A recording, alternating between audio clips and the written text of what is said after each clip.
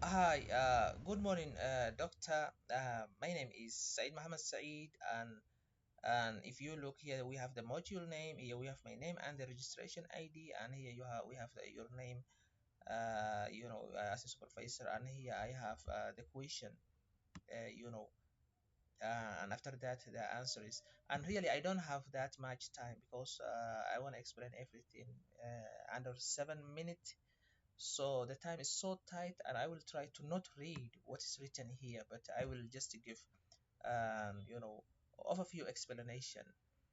And to start with, I will be explaining, trying to explain here two critical human resource management practices, Doctor, that normally they shape our modern workplace, if you look. And the first one is the ethics in recruitment and selection, and the other one is privacy issues in talent management. And I will use the Uganda's context, Doctor, in the legal and professional landscape side is. So I will try to break down these concepts, what they mean, and and the real world challenges organizations normally face, and the practical solutions HR managers can implement. So the part one here, we have ethical in recruitment and selection, and we have the definitions. So if we look what it means recruitment, normally it means it's like a casting wide net, a net. So it is how a company advertises a job and invites qualified people to apply that job.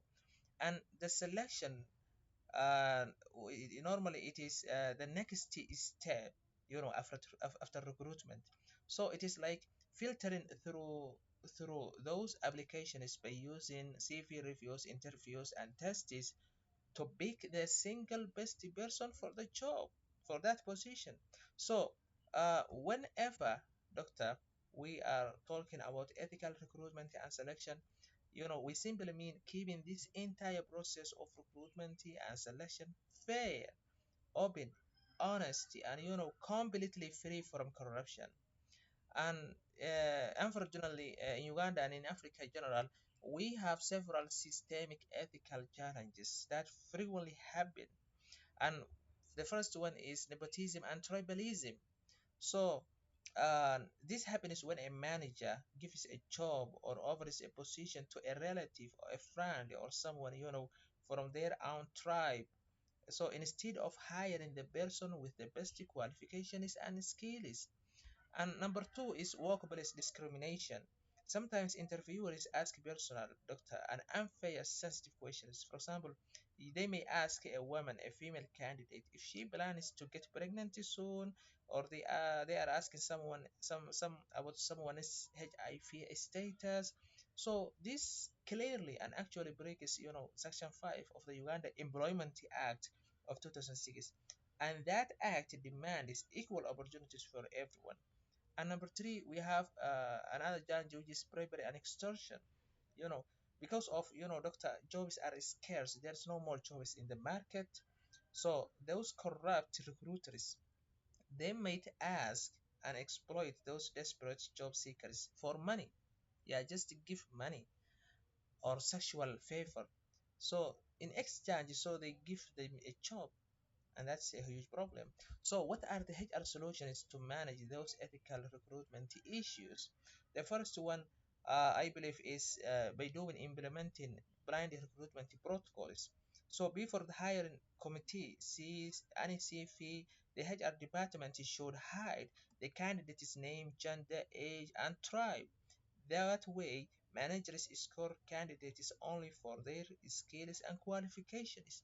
Number two is standardized interviews and matrix scoring.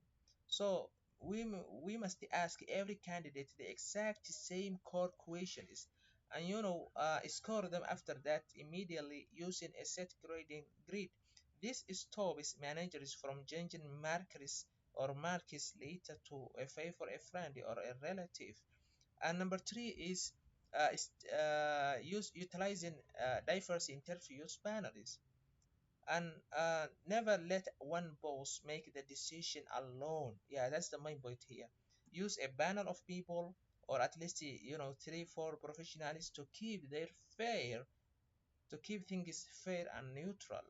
And number two is uh, safe establishing secure whistleblowing mechanism. So this is in alignment with the Whistleblowers Protection Act of 2010. So companies should set up an anonymous Dropbox or a secure online link where applicants can report any manager's doctor asking for bribes, extortion, or whatever. So that's about ethical recruitment issues and solutions. Part two here we have privacy issues in talent management. So talent management normally is how a company tracks, develops, and keeps its workers because HR departments handle incredibly sensitive personal information like medical records, bank details, and so on. And in Uganda context, this is not just a good manner; it is a legal requirement under the Data Protection and Privacy Act of 2019, which is monitored by the Personal Data Protection Office. So, what are the challenges and what are the main privacy problems we see in offices today? In simple words, yeah, the first one is unauthorized data sharing. So imagine a HR officer gossiping and telling a supervisor about an employee's private medical diagnosis without permission. That's really a major problem, a major violation. Number two is intrusive workplace surveillance. And this is when a company tracks an employee's every screen movement, phone location, or personal email without any clear rules or warning. And number three is no informed consent. In simple words, it is taking an employee's fingerprints for the attendance logs or pulling their financial credit history without having them sign a form agreeing on it. That's a problem. So, what are the HR solutions to manage employee privacy? To protect the employees and stay on the right side of the law and within alignment of the Ugandan law, those HR managers must treat the company as a data controller and implement some of these 4 points or together. Number one is to appoint a data protection officer. The company should appoint or train a specific person to watch over how employee information is collected, is stored safely, and deleted, when no longer needed.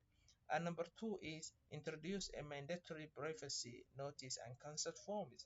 So on the first day of the work, give new hires a simple privacy notice, information like it should say, like for example, it's just example, here is what data we collect, why we need it, and we will see it, and who will see it. Then have them sign it, just to get their signature.